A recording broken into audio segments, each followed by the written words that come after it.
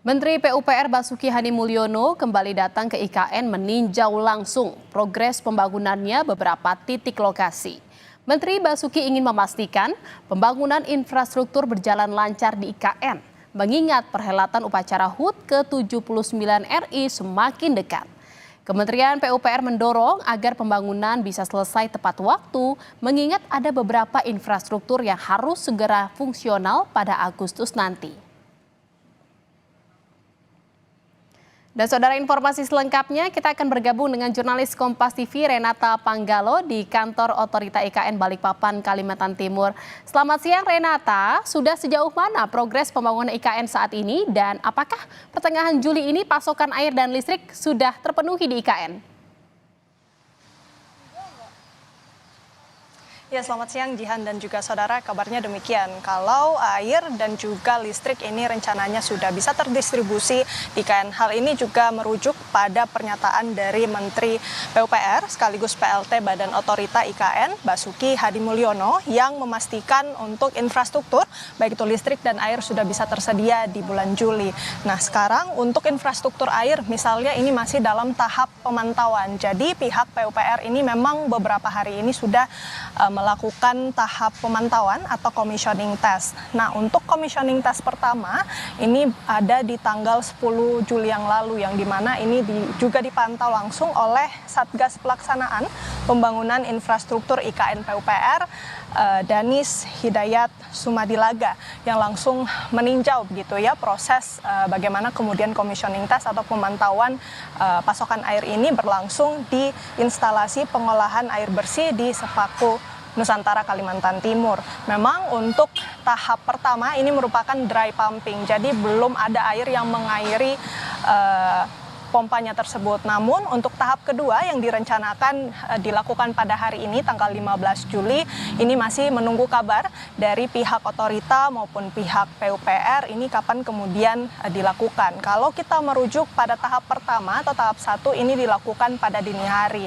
Sementara untuk commissioning test ini memang dilakukan secara bertahap untuk mencegah terjadinya kebocoran yang tidak diinginkan dalam proses pendistribusian air di IKN. Sementara untuk tahap selanjutnya di tanggal 18 Juli nanti, Jihan dan juga saudara, rencananya Menteri PUPR Basuki Hadimulyono ini akan langsung meninjau bagaimana kemudian proses pendistribusian air ini dilakukan di instalasi pengolahan air di Sepaku. Jadi memang untuk infrastruktur air masih dalam proses pemantauan. Untuk lebih lengkapnya lagi terkait dengan upaya pembangunan infrastruktur khususnya untuk air ini, langsung kita dengarkan saja pernyataan dari Ketua Satgas Pelaksanaan Pembangunan Infrastruktur IKN Kementerian PUPR, Danis Hidayat Sumadilaga berikut ini. Apa saja Pak selain pasokan air dan listrik? Yang utama itu, utama. Ya. Kita tuh sebetulnya nggak ngebut loh Mas ya, tapi ya kita kerjakan. Kalau ngebut nanti kesannya kita ini terburu-buru, enggak.